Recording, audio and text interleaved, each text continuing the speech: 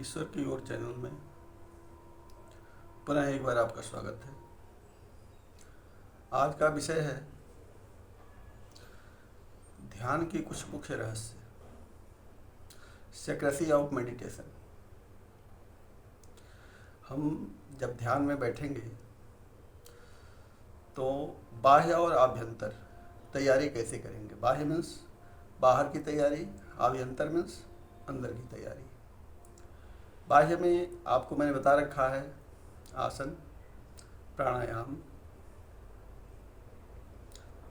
यम नियम, आसन, प्राणायाम, प्रत्याहार, ये बाहर के साधन हैं।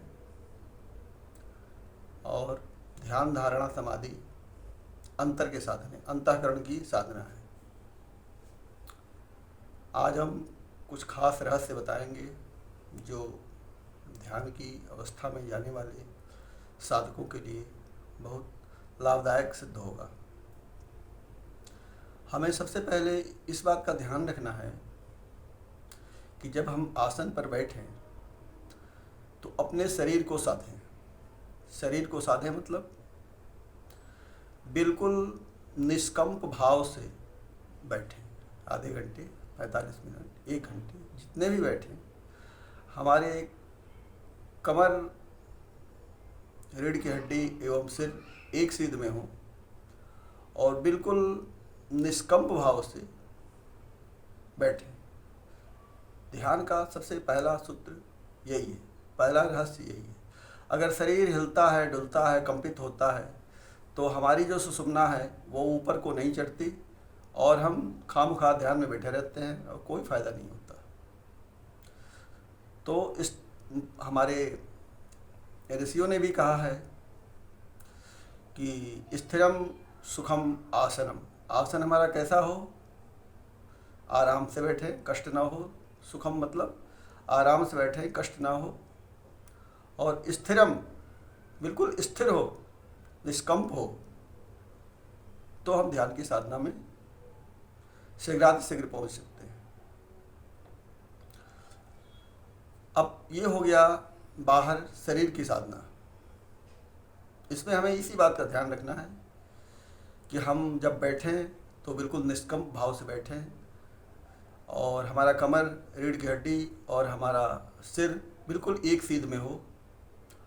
और जो मुद्रा हम लगाते हैं, ये तर्जनी और अंगूठे को ऐसे ऐसे करके, और फिर हमें आराम से बैठना है। चाहे पद्मासन में बैठे या सिद्धासन में बैठे या सुखासन में बैठे, हमने सिर्फ बैठना है आराम से, कोई शरीर में कष्ट ना हो। ये पहला स्टेप हो गया। अब दूसरा स्टेप है मन को साधना। हमने शरीर को साध लिया, शरीर निष्कंप हो गया, शरीर स्थिर हो गया और हम बैठ गए। इसके बाद है दूसरा चरण, मन को साधना। मन को कैसे साधेंगे?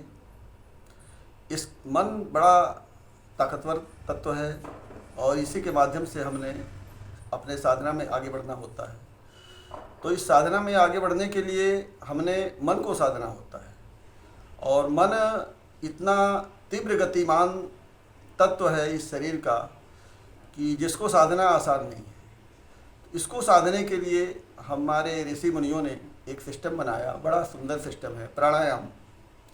प्राण को आयाम देना, श्वास को बाहर से अंदर की तरफ खींचना, उसको रोकना और उसको छोड़ना, ये है प्राणायाम। तो प्राणायाम की बहुत सारी विधियां हैं। कपालभाति प्राणायाम है, भस्त्रिका प्राणायाम है, अनुलोम विलोम है। इन साधनों के माध्यम से हम अपने मन को साधते हैं, मन की चंचलता को दूर करते हैं। तो आसन के बाद मन को साधने के लिए प्राणायाम अति आवश्यक है। इसमें सबसे पहला प्राणायाम है अनुलोम विलोम। अनुलोम विलोम सबको पता है, अगर नहीं पता है तो हमारे रामदेव जी और बहुत सारे साधकों ने सिस्टम बना रखे हैं। आप कहीं भी किसी लिंक पे जाके अनुलोम विलोम देख सकते हैं। तो पहले हमने प्राणायाम में अनुलोम और विलोम करना है ताकि हमारी सूर्य नाड़ी, चंद्र नाड़ी और सुषुम्ना नाड़ी ये तीनों नाड़ियाँ ठीक बैलेंस में आ जाएं और हमारी सुषुम्ना चलने लग जाए, तो हमने प्राणायाम करना है। भस्त्रिका प्राणायाम सबसे उत्तम प्राणायाम है। अनुलोम और विलोम करने के बाद हमने भस्त्रिका प्राणायाम करनी है। भस्त्रिका कैसे करनी है मैंने पहले के वीडियो में बता रखा है कि भस्त्रिका कैसे करनी है, नहीं तो फिर अपने बहुत सारे चैनल हैं जिसके ऊपर भस्त्रिका प्राणायाम की विधि बताई गई है, मैं उसको बताऊंगा, समय ज़्यादा लगेगा। तो उस विधि से आपने भस्त्रिका करनी है। भस्त्रिका करने के बाद बाहर से सांस को अंदर खींचना है और अपने जो ये दाढ़ी है इसको सीने से थोड़ा सा लगाना है और जितनी ताकत हो उतनी रोकनी है, चाहे 10 सेकंड, 20 सेकंड, 50 सेकंड, 1 मिनट, जितना हो सके रोकना है। ऐसी क्रिया 3, 4, 5 बार करनी है। इसके बाद आप देखेंगे धीरे धीरे धीरे धीरे हमारा मन भी शांत हो जाएगा। अब तन शांत हो गया, मन शांत हो गया, हमने माना कि हमारा मन शांत हो गया। जब हम भस्त्रिका प्राणायाम करते हैं तो भस्त्रिका प्राणायाम के बाद हमारे शरीर में बहुत वाइब्रेशन होता है और शरीर थक जाता है। हमारा मुख्य उद्देश्य है शरीर को थकाना। शरीर थक जाता है और हमारे सांसें थक जाती हैं तो हमारा मन स्थिर हो जाता है, फिर मन में किसी तरह का कोई विचार नहीं आता। अब तीसरा स्टेप है अंदर के मौन की साधना। अंदर हमारे विचार चलते रहते हैं, हम ध्यान करते हैं, हम सामने अंतराकाश में देखते हैं, लेकिन फिर भी अंदर कुछ न कुछ वार्तालाप चलती रहती है अपने आप। जैसे छोटे बच्चे अपने आप बड़बड़ाते रहते हैं, वैसे ही मन में तरह तरह का वार्तालाप चलता रहता है।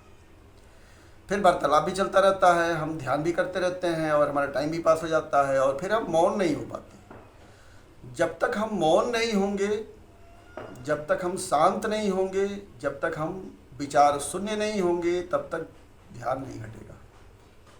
उस परमात्मा का साक्षात्कार तभी होगा जब अंदर से हम बिल्कुल शून्य हो जाएंगे। ये शून्य की यात्रा है। गौतम बुद्ध ने भी कहा है कि बाहर भी शून्य है और अंदर भी शून्य है। तो ये शून्य की यात्रा है। जब तक हम शून्य नहीं होंगे, निर्विचार नहीं होंगे, मौन नहीं होंगे, तब तक ध्यान नहीं घटेगा। और शून्य होते ही, निर्विचार होते ही और मौन होते ही हमारे अंदर वह ज्योति, वह प्रकाश उपस्थित हो जाता है और उसके आनंद में हम धीरे धीरे आगे बढ़ते जाते हैं। इसके बाद जब हम प्राणायाम करते हैं और जब हमारा मन शांत होता है तो हमें अनहद नाद भी सुनाई देने लगता है। जब तक हम प्राणायाम नहीं करते हैं तब तक बाहर की ध्वनियाँ सुनाई देती रहती हैं, लेकिन जैसे जैसे हमारी एकाग्रता बढ़ती है वैसे वैसे हमें अनहद नाद भी सुनाई देने लगता है। और जब हमने नाद सुनाई देने लग गया और जब हमें सामने प्रकाश दिखाई देने लग गया तो समझे हम ये समझना चाहिए कि हमारे ध्यान की यात्रा शुरू हो गई। ये वह सवारी है जिसमें ये मन बैठ करके और आत्मदर्शन करता है। ये मन बहुत शक्तिशाली है। मन सारा दिन बाहर के दुनिया में खोया रहता है। अब हमने इस मन को बाहर की दुनिया से हटा करके अंतर की दुनिया में, अंतःकरण में इसको लगाना है ताकि ये अंदर के परमानंद को प्राप्त करे और फिर दौड़ दौड़ के इधर उधर ना जाए।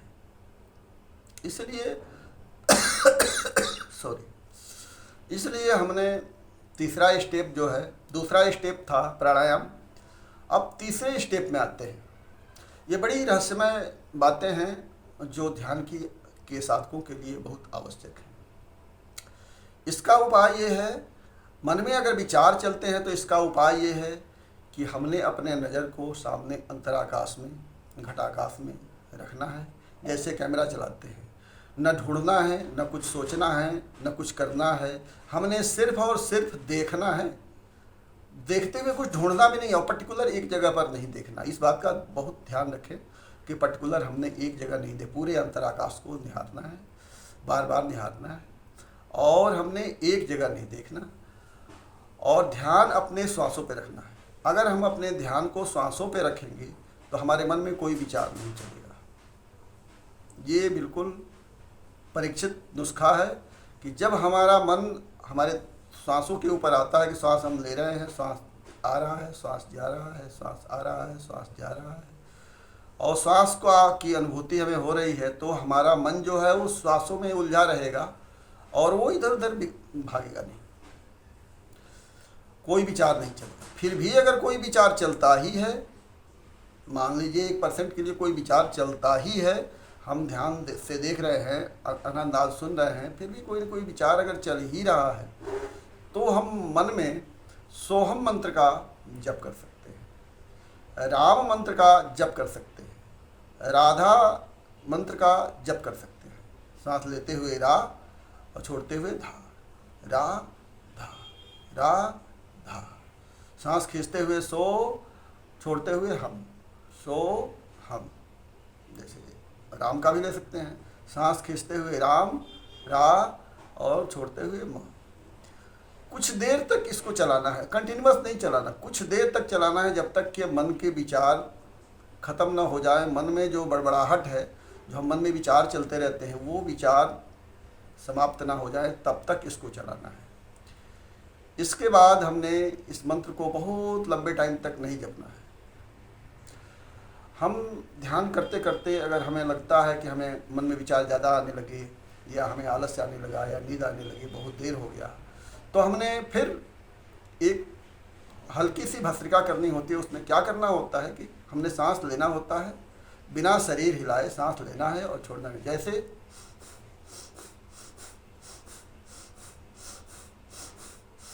आंखें बंद करके रखनी है, आंखें कभी नहीं खोलनी है।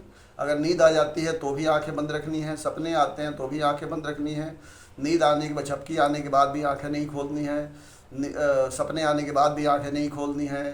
संभव हो तो आंखों में बेशक काली पट्टी लगा लें, ताकि बाहर का प्रकाश अंदर दिखाई ना दे, या बाहर के प्रकाश से कन्फ्यूज ना हो। और हमने अंदर की यात्रा करनी है, और ये स्टेप हर 15 मिनट, 20 मिनट, 30 मिनट बाद, जब हमें लगे कि हमें थकान होने लगी, या हमें ऐसा लगा कि नींद आने लगी, तो हमने 5 मिनट, 4 मिनट के लिए ये जो अपने सांसों की एक्सरसाइज हमने बताई, इसको सांस लेना है, छोड़ना है।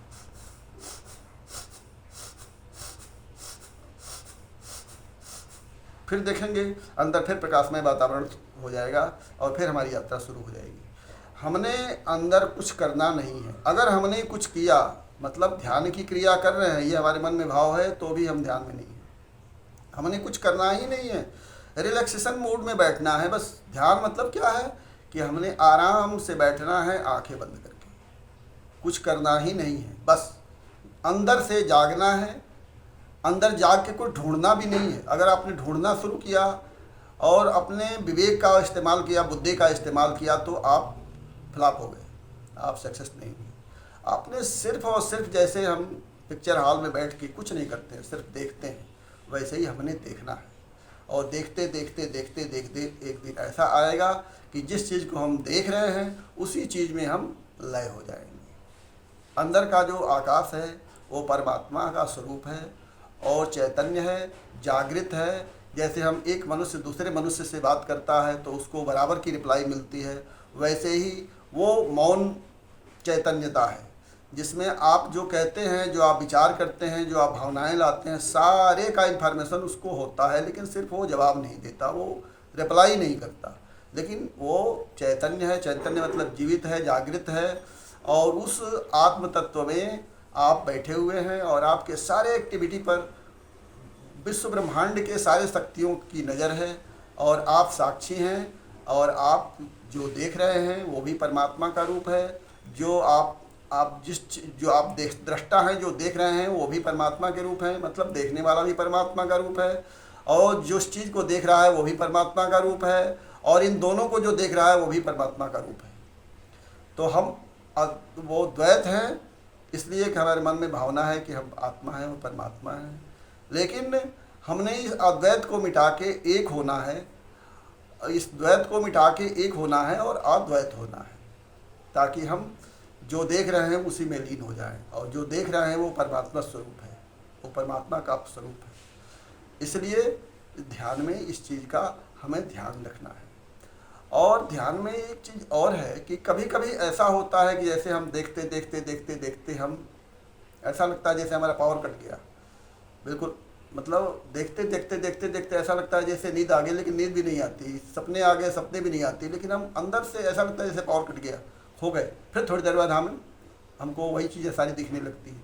तो ये जो क्षणिक जो विराम है, इस क्षणिक विराम को ही समाधि कहते हैं। नए साधक को सेकंडों की समाधि लगती है, और अभ्यास जैसे जैसे बढ़ता है वैसे वैसे वो सेकंड मिनटों में बदलते हैं, और फिर मिनटों से फिर धीरे धीरे धीरे धीरे वो समय बढ़ता जाता है, बढ़ता जाता है, बढ़ता जाता है, और फिर हम समाधिस्थ होने लगते हैं। क्षणिक समाधि से समय का विस्तार होता है, और फिर हम धीरे धीरे गहरी समाधि में जाते हैं। लेकिन समाधि एक ऐसी अवस्था है जिसका वर्णन, जिसका अनुभव न तो आज तक किसी ने बताया और नहीं कोई बता पाएगा। क्योंकि जैसे आदमी मर जाता है तो उससे कहें कि मरने के बाद का अनुभव बताओ, तो वो जब जिंदा रहता ही नहीं तो क्या बताएगा। वैसे ही जब समाधि में जाते हैं और समाधि से रिटर्न होके आते हैं तो हमें पता नहीं लगता। हमें बस इतना ही पता लगता है कि पहले हम कुछ देख रहे थे और अचानक गुम हो गए, हम खुद गुम हो गए, खो गए, और फिर हम जागृत हो गए, और फिर हम कुछ देखने लग गए। जब तक हम कुछ देखने लग गए, हमारी बुद्धि भी काम कर रहा है, तब तक हम सिर्फ ध्यान में हैं, हम समाधि में नहीं। जब हमें कुछ पता नहीं लगता कि हम कहाँ खो गए, वो समाधि है। जिसमें हमें कुछ पता ही नहीं लगता कि हमने किया, इतने देर तक हम गैप में रहे, समय के गैप में रहे, तो कहाँ रहे, क्या किए। उस अवस्था को हम नींद भी नहीं कर सकते, उस अवस्था को स्वप्न भी नहीं कर सकते। क्योंकि नींद में नींद आती है, हमें पता चल जाता है, स्वप्न में सपने आते हैं, वो भी पता चल जाता है। लेकिन नींद और स्वप्न से परे एक ऐसे समय का अंतराल है जो बिल्कुल गैप होता है, जो समय का अंतर होता है, जिसको हम खुद भी नहीं समझ पाते कि हम अब तक कहाँ थे। और फिर हम जब जागृत होते, ऐसे लगता है जैसे जागृत हो गए, फिर हम जो देखते हैं, जो देखना सबने शुरू किया था, वही देखते देखते देखते देखते देखते हुए आगे बढ़ते हैं। तो ये प्रक्रिया है। और समाधि तब घटती है जब सद्गुरु की कृपा होती है, समाधि तब घटती है जब परमात्मा की कृपा होती है। इसके अलावा हमारा कर्तव्य है ध्यान में बैठना, उनको याद करना, उनके चरणों की स्तुति करना, उनके साथ समर्पण करना। तो किसी न किसी दिन वो ज़रूर हमें अपना दर्शन कराएंगे, दर्शन दिखाएंगे। हमें विश्वास रखना है, हमने कर्म करना होता है। उनको पता है कि हम 100 कदम जाएंगे तो 1000 कदम हमारे नज़दीक आएंगे, क्योंकि सब जगह सत्ता, हमारे अंदर भी और बाहर भी उन्हीं की सत्ता है। हम उन्हीं के अंदर हैं, वो हमारे अंदर हैं, हम उनके अंदर हैं, और पूरे जगत में वो छाए हुए हैं, और पूरे जगत में हम भी समाये हुए हैं। इसलिए हमारे अंदर और बाहर का जो भी स्थिति है सब परमात्मा है, परमात्मा स्वरूप है। इसलिए हमसे वो बाहर नहीं, हमसे वो दूर नहीं है, हमारे अंदर ही है। हमने सिर्फ एहसास करना होता है, अनुभूति करनी होती है। इसी को इनलाइटेंड कहते हैं, इसी को बुद्ध कहते हैं, इसी को प्रबुद्ध कहते हैं। एक चीज़ और मैं बताना चाहूँगा ध्यान के लिए अंत में, कि ध्यान हम रोज़ करते हैं, लेकिन किसी किसी दिन ध्यान सधता है, किसी किसी दिन ध्यान लगता है। रोज़ ध्यान नहीं लगता। रोज़ हम ध्यान में बैठते हैं, लेकिन किसी किसी दिन बड़ा अच्छा ध्यान लगता है, जैसा चाहते हैं वैसा ध्यान लगता है। और ध्यान की प्रक्रिया ही एक ऐसी है कि हम 1 घंटे बैठ गए, लेकिन अंदर हमें ऐसा लगता है जैसे 5 मिनट ही हमने ध्यान किया।